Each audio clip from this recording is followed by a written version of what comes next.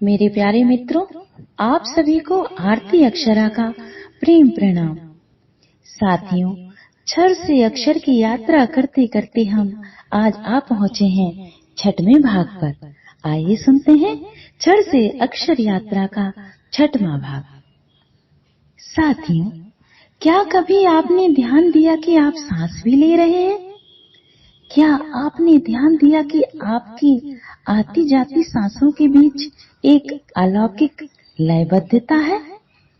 क्या आपने ध्यान दिया कि आपकी आती जाती सांसों में एक अद्भुत संगीत है? शायद नहीं।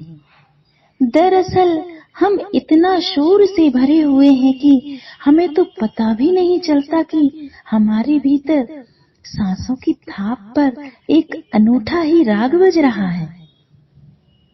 जन्मों जन्मों से बाहर की यात्रा के अभ्यास ने हमें अपने आप से इतना दूर कर दिया है कि हमें एहसास भी नहीं कि हमारी सांसें आ रही हैं, सांसें जा रही हैं।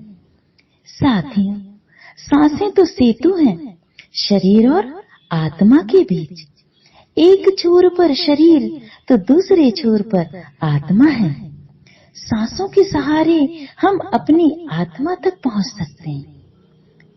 एक बार महर्षि महेश योगी जी ने अपने गुरुदेव शंकराचार्य स्वामी ब्रह्मानंद सरस्वती जी से पूछा कि हे गुरुदेव, हम आपको कैसे जाने? तब गुरुदेव ने बड़ा मीठा उत्तर दिया कि मुझे अपनी सांसों के सामंजस्य से जान सकते हो। तभी तो कहा गया है कि कर का मन का डार के, मन का मन का फेर। मेरे प्यारे मित्रों, हर आती जाती सांस हस्ताक्षर है उस परम सत्ता के। ध्यान करने से हमारी सांसों में सामंजस्य आता है। हमारी आती जाती सांसों में एक रिदम है। सांसें तो हीरे मोती हैं, इन्हें व्यर्थ नहीं लुटाना है। इससे पहले कि सांसों की माला बिखर जाए, आओ ध्यान करें और सांसों के सुगंधित पुष्पों को परम सत्ता के चरणों में अर्पित करें। वही सच्ची पुष्पांजलि होगी। उठो, जागो और देख लो कि तुम जिंदा हो। तुम्हारी सांसें चल रही हैं। वंचित ना रखो अपने आप को सांसों के सुरमयी संगीत से। उठो और अपने जीवन के कुछ लम्हे शांत होकर सांसों के सेतु पर गुजारो। महसूस करो सांसों में गर्मी और ठंडक का एक अनूठा अद्भुत तालमेल। सांसों को देखते देखते तुम देखोगे कि तुम कुछ और ही हो गए। सांसों को जागरूकता के साथ देखने की छोटी सी घटना आपके जीवन में बहुत बड़ा चमत्कार और रूपांतरण ला सकती है। क्या कठिनाई है आखिर जागरूक होकर सांसों को देखने में? बहुत सरल है यह, परंतु हम इतना कठिन हो गए हैं कि हमें सरल चीज कठिन लगती है।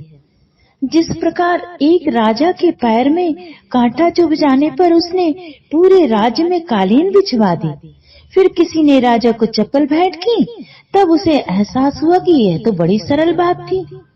उसी तरह साथियों, ध्यान भी बहुत सरल है, लेकिन हम कठिन हो गए हैं और इसी कारण हम उस दरिद्र की तरह जिंदगी जी रहे हैं जिसने सोने के खजाने के ऊपर बैठकर जीवन भर भीख मांगी और अंतिम समय पर जब उस स्थान की सफाई की गई तो वहां सोने का खजाना निकला। आओ ध्यान करें और जागरूक होकर हम जाने कि हम सम्राटों के सम्राट हैं, अब और गुलामी मंजूर नहीं।